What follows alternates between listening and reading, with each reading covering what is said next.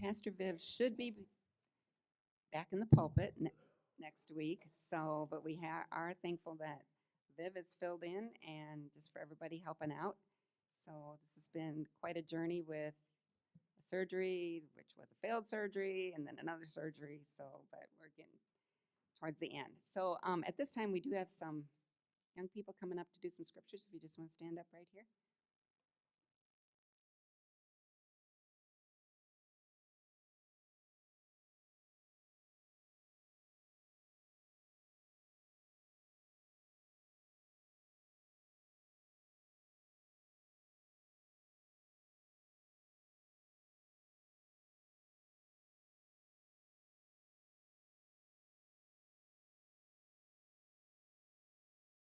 Proverbs 14:12. There is a way which seems right to a man, but its end is the way of death. There we go.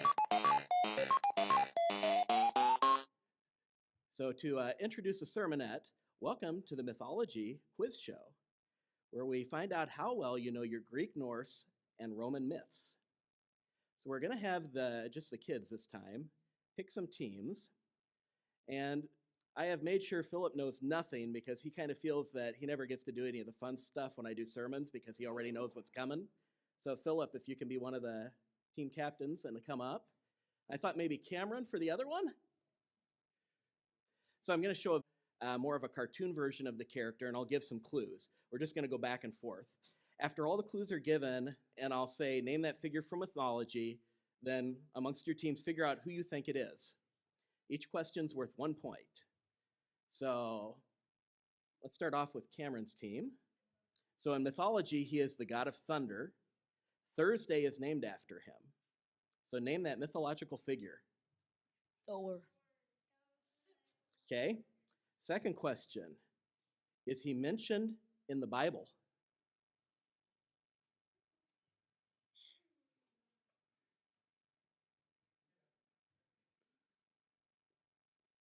No.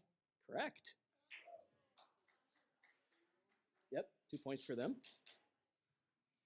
Okay, next team. Known for his great strength and far-ranging adventures. His father was a god, his mom was mortal. He was trained by a centaur. Name the mythological figure. Hercules. Very good. Is he mentioned in the Bible?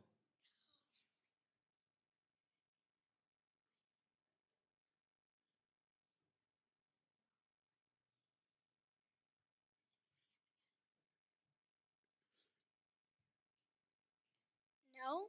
Correct. And one more question. Most of the mythology about his abilities came from a biblical character. Name that biblical character.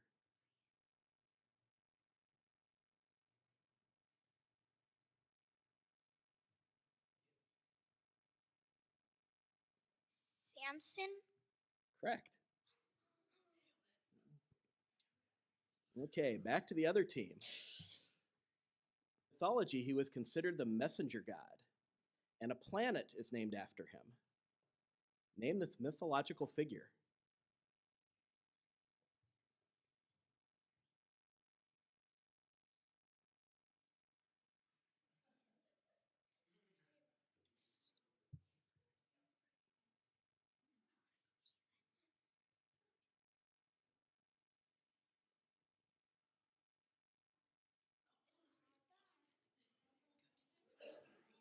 What?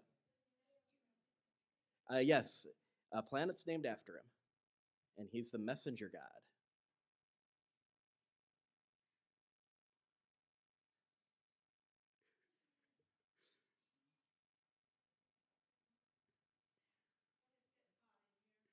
If you don't know, take a guess.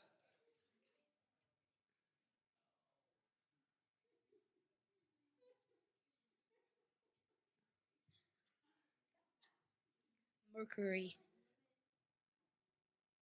Good guy. They got it? Mercury, Hermes, or Tuisto? Is he mentioned in the Bible?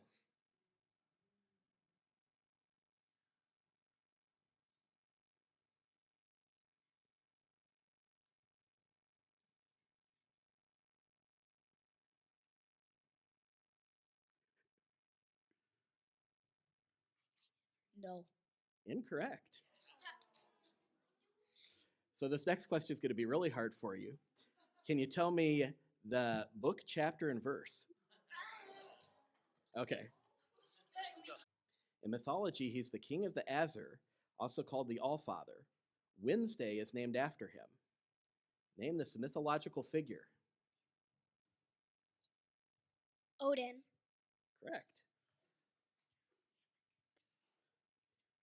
Is he mentioned in the Bible?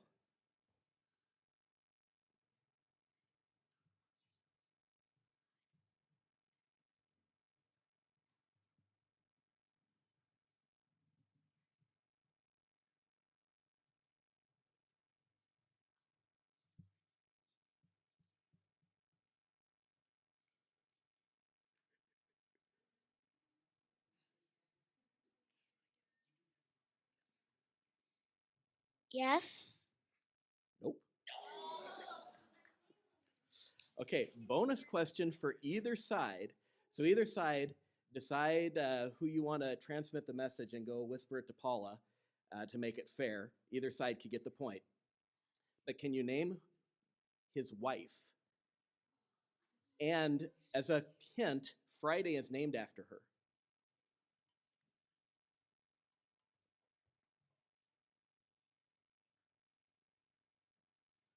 Anybody want to guess?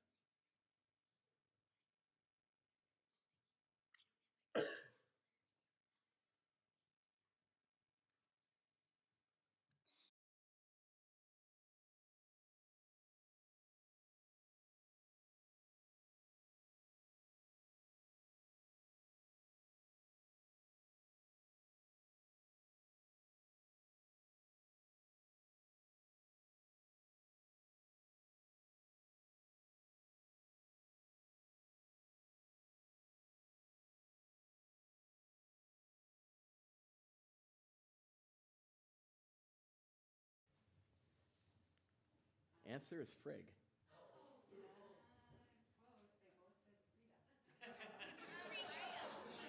Nope.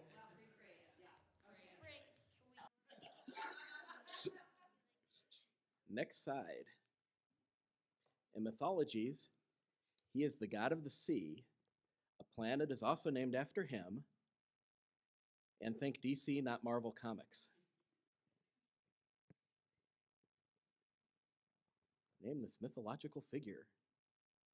Poseidon. Very good. Neptune or Poseidon? Is he mentioned in the Bible?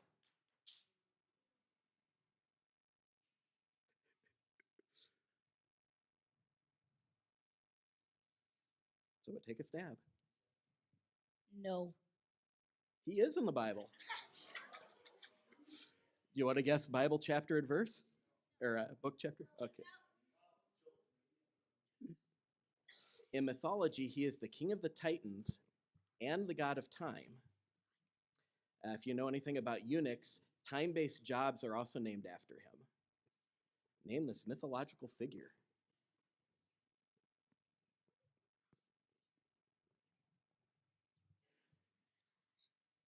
Saturn. Or Nope. Kronos. Ooh. It wasn't Saturn, but it's Kronos. So next try. Is he mentioned in the Bible?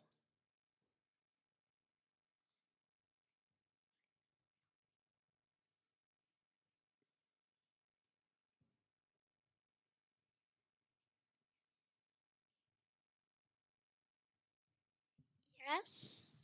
Correct. Can you name the book, chapter, and verse? Okay. Next guy. Mythology, he is the god of sky and also of thunder, and a planet is also named after him.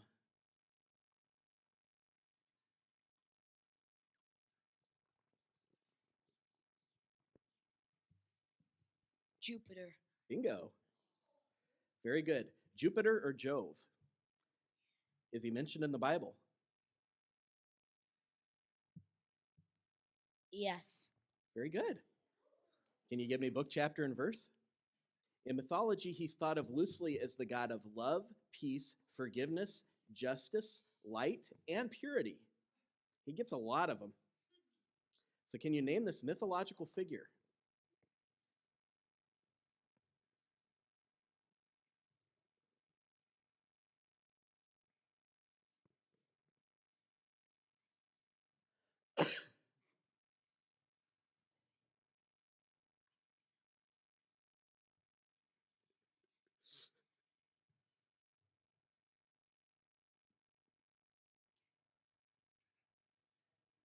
Apollo? Nope. He's Balder. Is he mentioned in the Bible?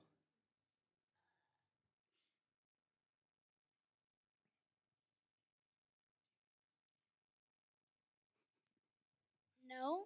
Correct. This is the sky god of Norse mythology. There was a demonic wolf called Fenrir. Only this god would dare to approach him. The gods all decided to tie the wolf up using an unbreakable chain forged by dwarves. The wolf, wanting proof that the chain was harmless, asked that one of the gods would put a hand in its mouth as the chain was slipped on. The beast was disappointed to find the chain could not be broken, and this mythological figure lost his hand. Name this mythological figure.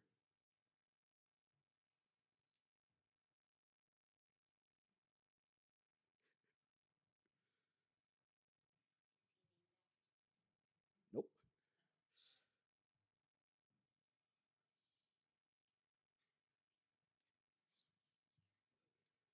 Give up.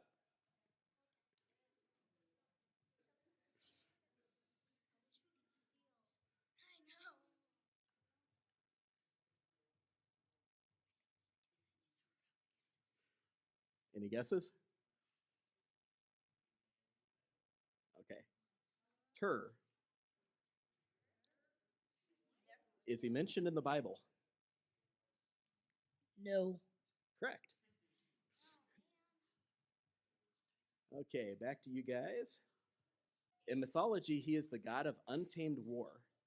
Tuesday is named after him, and a month is also named after him. One of our planets is named after him as well. Name this mythological figure. Mars? Mars, Ares, and Taurus. Is he mentioned in the Bible? Is he mentioned in the Bible? He is. You want to guess on book, chapter, and verse?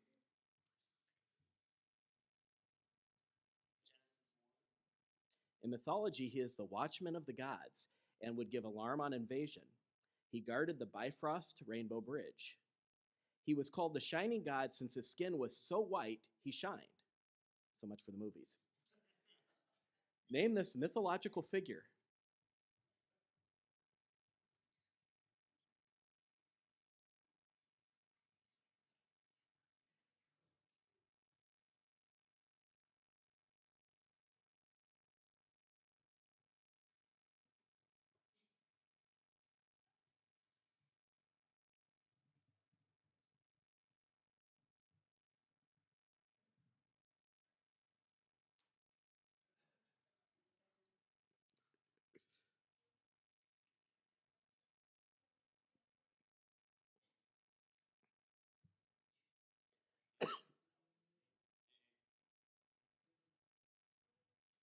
Any guess?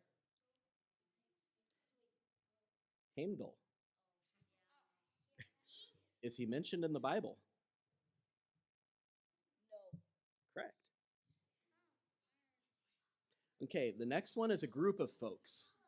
In mythology, primitive beings who oppose the rule of the gods and generally create havoc and hassle and make war. But they also intermarry with normal people. Name this group.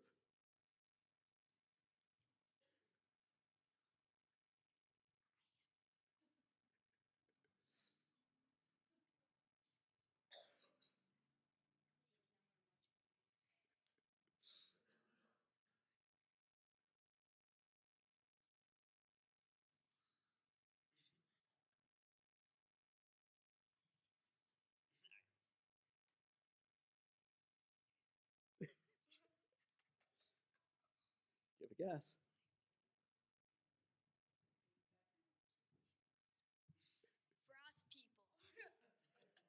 Close, but not quite. Frost giants. So close. Are they mentioned in the Bible? No. That's correct. They're actually tied up.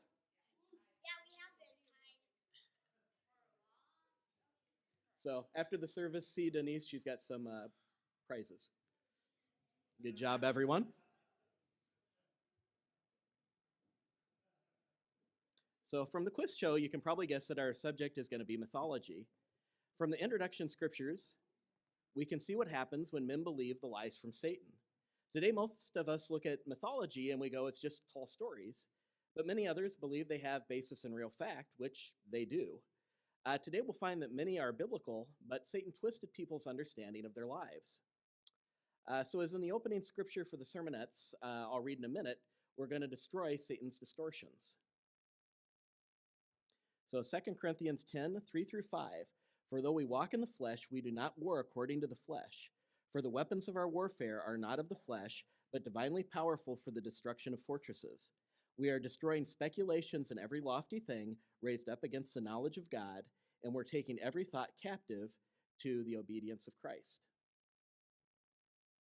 So from the quiz show, we touched on some Roman, Greek, and Norse gods, and mentioned that some of them are in the Bible. For many more, we know who their Bible-mentioned ancestors were, and we'll touch on that today. In mythology, the so-called gods were immortal, but they could still be killed. They still did human things, though, such as wars, marriage, etc. Let's take a look at the chart of ages here of all those people that had long lives. You can kind of see how they started to drop off, especially after the flood. And there was definitely a trend post-flood of ancestors outliving their descendants. So how would people look back at their ancestors when a great-great-great-grandfather could outlive all of his descendants? You can start to see how people might later start to refer to them as immortals because they lived so much longer, and later they might start elevating them into legend, and later maybe worshiping that legend. In some cases, a long-lived would marry a short-lifer lady. There's documentation of this, and the short-lifer would die much sooner, and then sometimes a long-lifer would marry another short-lifer, and another, and another, one after another as each died. There's a verse that might talk about this, but I know there's a lot of debate over what the verse really means, but we'll stick it up here. Genesis 6, 1 through 5. Now it came about when men began to multiply on the face of the land, and daughters were born to them, that the sons of God saw that the daughters of men were beautiful, and they took wives for themselves, whomever they chose. Then the Lord said, My spirit shall not strive with man forever, because he also is flesh. Nevertheless, his days shall be 120 years. The Nephilim were also on the earth in those days, and also afterward. When the sons of God came to the daughters of men, and they bore children to them, those were the mighty men who were of old, men of renown. So I've read multiple different authors who believed that the sons of God referred to men that were closest to those created that had longer lifespans. Right before this verse is the genealogy of Adam to Noah's kids. So, the chapter breaks were put in later, so it could easily be that those were referring to the sons of God. Then the daughters of men might refer to the later generations of men with shorter lifespans. And remember, they're all living at the same time here. And obviously, the men of long lives would certainly have been men of renown. Assuming that that interpretation of the verse is correct, one example we do have in the Bible of a long lifer marrying more than once would be Abraham. Sarah, his wife, only lived 120 years as compared to his 175. Now, she was his half-sister, so we know that she wouldn't have been totally short life stock since they shared a father. But it could be that Abraham's mother was of more long life stock, but Sarah's mother was not. So she kind of got caught in between. Abraham did have a second wife after Sarah named, as far as I can determine, Keturah, and had 6 other sons with her. Genesis 25, 1 and 2. Now Abraham took another wife whose name was Keturah, and I'm not going to try and pronounce all of her sons' names. But thus showing at least one example there, that long lifers would remarry when their first wife died, thus leading perhaps to some of the stories and later myths of immortals that would marry mortals. Story of Hercules there. Now we've also got an interesting verse in Job 15, 9 and 10. What do you know that we do not know? What do you understand that we do not? Both the gray-haired and the aged are among us, older than your father. So he lived during the time frame where there were people much older than them that were still alive, older than his father. Must have been an interesting time to live in. So where it talks about the age still among them, it's likely those that still had that longer lifespan. And this helps us place Job chronologically and understand how different it would have been to live then. In Greek mythology, there was an age of the gods, which was followed by the age of gods and mortals, which was followed by the heroic age, where there were no more immortals. And the heroic age is secularly dated to the time of Judges in the Bible, which is the time where biblical characters quit having a long life. So it actually matches up. And that time of Judges is when the biblical age is leveled out. So this is Genesis chapter 10. Anybody want to volunteer to really read it quick to us and keep track of all the details? I find it a lot easier to look at the chart version. You've probably seen me use this before, and I've actually got some other stuff written that'll use it again. We know that many cultures were involved in ancestor worship. Japan, Rome, Greece. But one of the things that could have influenced ancestor worship might have been if their ancestors were still among them, larger than life and never seeming to die from their perspective, as referenced in Job. So this time, quiz for anybody in the congregation here. Everybody's heard of Nephetites, right? Great-grandson of Noah. Can you give me another name that he was known by? We quizzed on him earlier.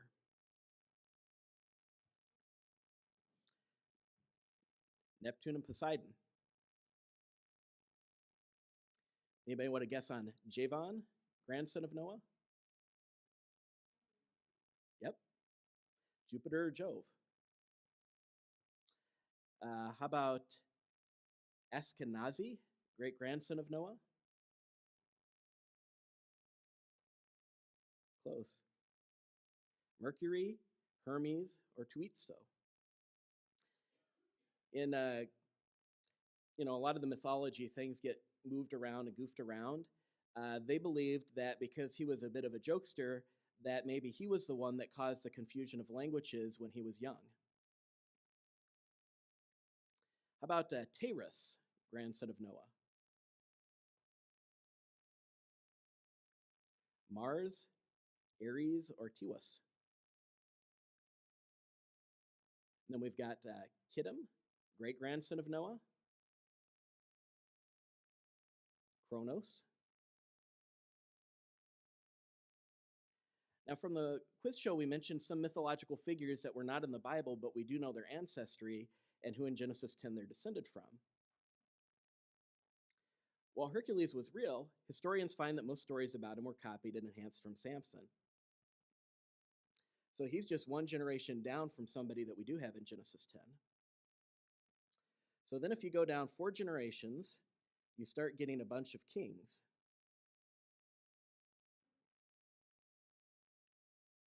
And then you get Thor. And then we've got 25 generations, and then you have Odin.